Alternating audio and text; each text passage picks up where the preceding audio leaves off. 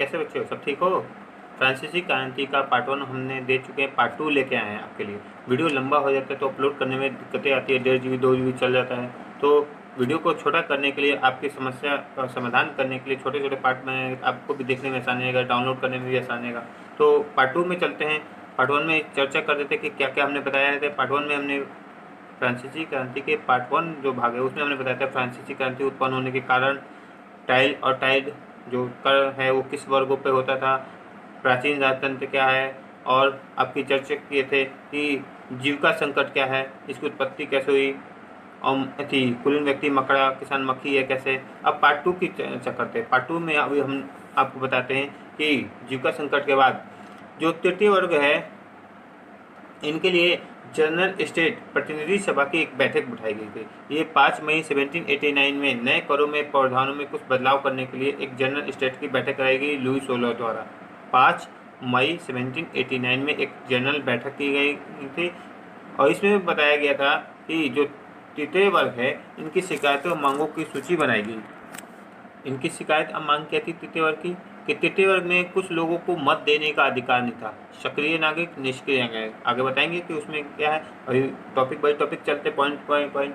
तो लुई सोलह ने इसका प्रथा का पालन करने के लिए ढेर प्रतिज्ञा की कि सभी को मत देने का अधिकार होना चाहिए। इसके लिए रूसो की अपनी पुस्तक थी द सोशल कॉन्ट्रैक्ट। इस पुस्तक में सम्राट का प्रस्ताव को अस्वीकार कर दिया गया। रूसो के अनुसार इस पुस्तक के अनुसार जो सम्राट के जो ये आदेश है कि सबको मत देने का अधिकार है, इसको अस्वीकार कर दिया, मतलब इसको नहीं माना गया। और तृतीय स्टेट के लोगों को प्रतिनिधि का विरोध करने के लिए सभा से वो बाहर निकले, मतलब जनता का एक संगठन हुआ और वो संगठन राज्य दरबार के आगे से गुजरने लगा।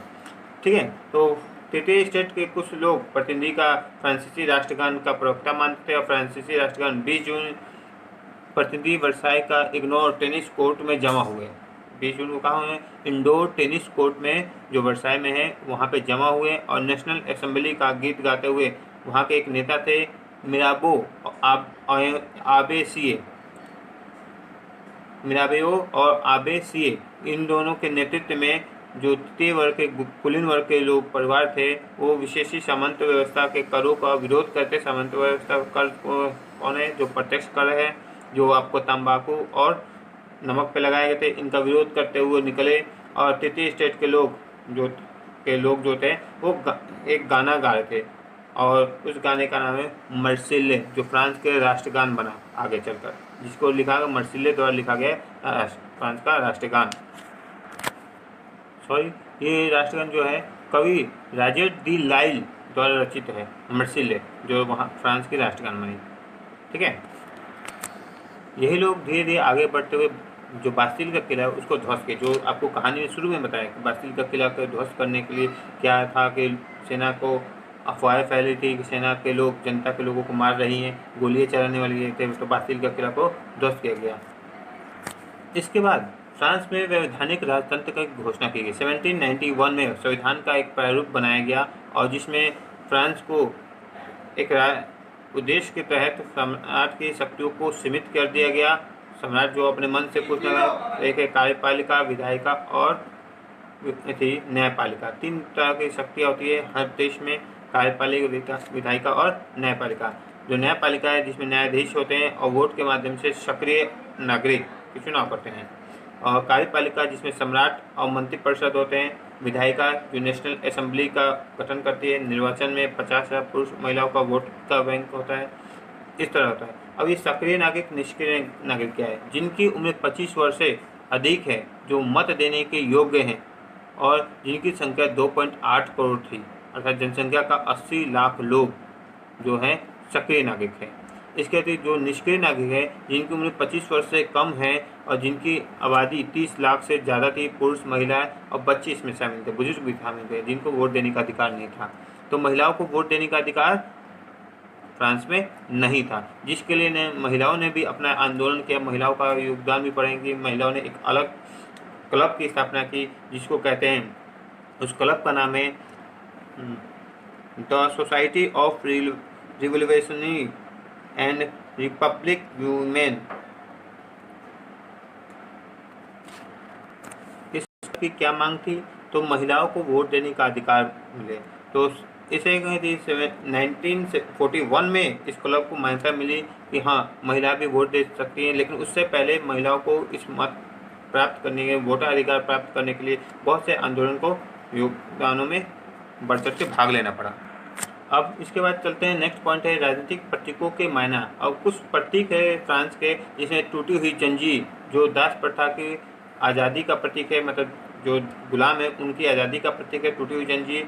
छड़ों के बरसेदार गट्ठी, मतलब अकेले छड़ी कुछ नहीं कर सकती, लेकिन उनका गट्ठर जो होता है वो मजबूत है, जिसको हम लोग कहते हैं एकता में विश्वास। जैसे अकेले धातुन को तोड़ना आसान है, लेकिन धातुन के गट्ठर को तोड़ना मुश्किल होता है, वैसे एकता बनाए रखे। ठीक है, तो इसके बाद त्रिभुज में अंदर रोशनी बिखरती हुई आँख जो अंधकार को मिटाने का, ज्ञान के प्रकाश को लाने का बात की गई। दंड जो राजशाही का प्रतीक है, अपनी पूछ अपने मुँह सनातनता का प्रतीक है। ठीक है, अंगूठी का मुँह अपने मुँह में। इसके बाद है लाल सफ़ेद और लाल नीला कलर के जो फ्रांस के राष्ट्रीय रंग है। इसका डैनो वाला स्त्री कानून बनाने का मानवीय रूप भी माना गया है। विधि पाठ कानून के नज़र में सभी लोग समान हैं। ठीक है, जिसके तहत वोट देने का अधिकार बाद में मिला, जो महिला अधिकार घोषणा पत्र आने के बाद। इसके बाद चलते हैं फ्रांस में राजतंत्र का उन्मूलन और गणतंत्र की स्थापना। तो राजतंत्र कब था? 1791 से में कानून बनाने का अधिकार नेशनल असेंबली को सौंप दिया गया। उससे पहले फ्रांस में क्या था? राजतंत्र था। उसके बाद ये गणतंत्र बन गया। 1791 में क्या हुआ? 1791 में तक आपको राजतंत्र था। उसके बाद 21 सितंबर 1992 में फ्रांस को गणतंत्र बनाया गया। गणतंत्र में इसे राजतंत्र से मुक्त कर दिया गया 21 सितंबर 1992, याद रखिएगा। इसी बीच बहुत से छोटे छोटे क्लबों की स्थापना हुई। समाज में बहुत से हिस्से ले गए। छोटे छोटे दुकानदार, कारीगर, जैसे जूता बनाने, पेस्ट्री बनाने, घड़ी, सब छाप सफाई, ये सब करने वाले लोग जो नौकरी करते हैं, जो मजदूरी करते हैं, इनके द्वारा एक क्लब की स्थापना की, जिसके नेता थे मैक्सिमिलियन रोबेस्पियर्स, जो जैकोबिन क्लब के नेता माने गए। और ये जैकोबिन क्लब को बाद में ख़त्म कर दिया गया। इसके बारे में विशेष आपको टिप्पणी लिखने के कि ये लोग कैसे होते थे, कामकार होते, धारदार पतली पतलून पहनते थे, मतलब जो धोती की तरह, लेकिन हो पैंट, धोती की तरह कपड़ा हो और वो पैंट पहनते थे, जिसने ब्रेचेस घुटना तक वो पहनते थे, और इसे 100 कुलांत के नाम से जाना जाता था। ठीक है, 100 कुलांत जानते हैं, बगैर घुटने वाले को लोगों को कहते हैं 100 कुलांत। और ये लाल रंग की टोपी पहनते थे और ये स्वतंत्रता के प्रतीक माने जाते थे। ये लाल रंग की टोपी के मतलब थे स्वतंत्रता का, मतलब ये स्वतंत्र मानेंगे, अपने आप को स्वतंत्र मानते थे। तो जिनमें महिलाओं ने भी ऐसा करने की अनुमति नहीं था, वो अब महिलाएं को ये सब करने की अनुमति थी, इसलिए महिलाओं ने अलग अपना आंदोलन किया और महिलाओं के लिए अलग आंदोलन के क्लब की स्थापना की, जिसका क्लब के नाम बता दिए, the society of revolutionary and Republic women club की मांग की गई और इसकी गठन भी किया गया। महिलाओं ने अपना योगदान दिया। और जैकोबिन क्लब के जो नेता थे, जो मैक्सिमिलियन रोबेस्पियर्स, वो बहुत ही तानाशाही किस्म की था। लुई 16 के बाद राजगद्दी पर बैठा तो उसको हटाना, क्योंकि उसने बहुत कड़ा नियम लाया फ्रांस में करों को वसूलने में, देश की जनता से जितना कर आ सके।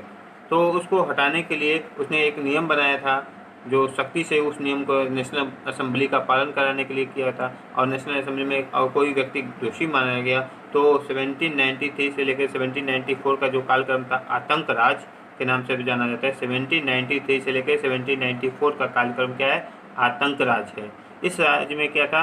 डॉक्टर गिलोटिन द्वारा एक मशीन बनाई गई थी और इस मशीन में जो व्यक्ति अपराध करता, नेशनल असेंबली में अगर दोषी पाया जाता है तो उसे इस गिलोटिन में चढ़ाकर सरकलम कर दिया जाता है। तो इसी गिलोटिन में जो इसने बनाया था उसका भी सरकलम कर दिया, मतलब डॉक्टर गिलोटिन की नहीं, जिसके द्वारा मैक्सिमिलियन रोबेस्पियर जो जैकोबिन क्लब के नेता था, बाद में दोषी पाया गया, उसके देश की जनता को त्राहिमाम करना पड़ा उसके कठोर नियम कानून से। तो लास्ट में जैकोबिन क्लब के नेता को भी गिलोटिन में चढ़ा कर सरकलम कर दिया। और जैकोबिन क्लब के खत्म होने के बाद 5 सदस्यों की एक टीम की गठन की गई और कार्यपालिका की नियुक्ति की गई, जिसे कहते हैं डायरेक्टरी या डायरेक्टरी। मतलब ये डायरेक्ट काम जनता की समस्या को सुन सकते हैं, इसे क्या कहते हैं? 5 सदस्यों की टीम को डायरेक्टरी या डायरेक्टरी। ठीक है, क्या रहेगा? इस डायरेक्टरी या डायरेक्टरी के बाद ही सैनिक तानाशाह नेपोलियन बोनापार्ट का भी उदय माना गया। अब नेपोलियन बोनापार्ट क्या है?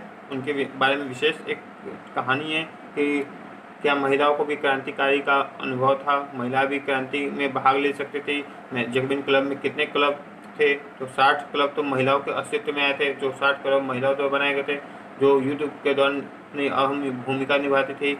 उनके लिए बहुत से क्लबों की स्थापना की गई। नेपोलियन बोनापार्ट 1804 ईस्वी में नेपोलियन बोनापार्ट ने खुद को मैक्सिमिलियन, जो रोबेस्पियर है जैकोबिन क्लब के नेता, जिनको गिलोटिन पे चढ़ाने के बाद अब वहाँ का नेता कोई नहीं था, तो मैक्सिमिलियन रोबेस्पियर के बाद नेपोलियन बोनापार्ट में 1804 ईस्वी में खुद को सम्राट घोषित कर दिया। नेपोलियन बोनापार्ट ने क्या किया, खुद को फ्रांस का सम्राट घोषित कर दिया गया और खुद अपने यूरोपीय देशों की यात्रा शुरू कर दी। अपने आसपास के सारे क्षेत्रों को वो जीतने में लगा। धीरे धीरे 1815 ईस्वी में उसकी वर्णाकुल में हार हो गई और धीरे धीरे वो मृत्यु के कगार पर पहुंच गया। तो नेपोलियन बोनापार्ट जो आधुनिकीकरण का अग्रदूत माना जाता है, मतलब यूरोप के आधुनिकीकरण का अग्रदूत। आधुनिकीकरण कुछ नए नए बदलाव करने के लिए उसे अग्रदूत माना गया। अब इस सबसे अंतिम पॉइंट चलते हैं, जो है दास प्रथा उन्मूलन। अब ये दास प्रथा उन्मूलन क्या है, तो आप सभी जानते हो दास मतलब क्या आता है, गुलाम। दास मतलब क्या आता है, गुलाम। अब ये दास प्रथा उन्मूलन क्या है, इनको क्यों उन्मूलन किया गया। उन्मूलन मतलब आज़ादी। तो 3 देश थे, यूरोप, ब्रिटेन और अफ्रीका। यूरोप, ब्रिटेन, अफ्रीका या अमेरिका भी कह सकते हो। ब्रिटेन अमेरिका का एक ही जैसा वर्चस्व था। तो यूरोप के लोग जो बड़े बड़े जहाज़ों में, यूरोप के लोग बड़े बड़े जहाज़ों में, उस वक्त तो जहाज़ ही चलते थे पानी वाले, तो यूरोप के लोग बड़े बड़े जहाज़ों में अफ्रीकन के लोगों को, अफ्रीकन जो गरीब देश है, महादेश है, उसमें काले काले लोग हैं, और उस देश के गरीब लोगों को, जिसे बंधुआ मजदूर कहते हैं, उसको बांध कर बड़े बड़े जहाज़ों में भरकर वो फैक्ट्रियों में ले जाकर पहुँचाते थे, ब्रिटेन में, अमेरिका में। और वो किन लोगों कहाँ पहुँचाते थे, तंबाकू, चीन। तो फिर से सुनिए, दास प्रथा उन्मूलन 3 देशों का ये समूह है, ट्रायंगल है, यूरोप, अफ्रीका, अमेरिका। यूरोप के लोग बड़ी बड़ी जहाज़ों में अफ्रीका को लोग भरकर, बंधुआ मजदूर को भरकर ले जाकर अमेरिका के बागान में छोड़ते थे। वो अमेरिका के बागान कौन थे, चाय के थे, अफीम के थे और चीनी के थे, नील के। इन बागान में ले जाकर उन्हें बेच देते थे और ये दिन भर उनको काम करवाते थे, मारते पीटते थे, उन्हें भोजन तक नहीं देते थे। इन लोगों को कहते थे गुलाम, और इनको गुलामी से आज़ादी देने का काम किया गया।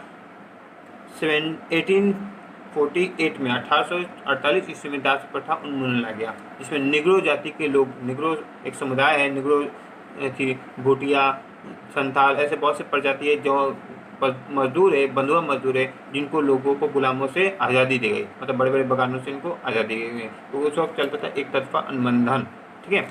बगान में आने की अनुमति थी लेकिन जाने की अनुमति नहीं है, भले गोली मार दो उनको जाने के लिए कोई कहे तो।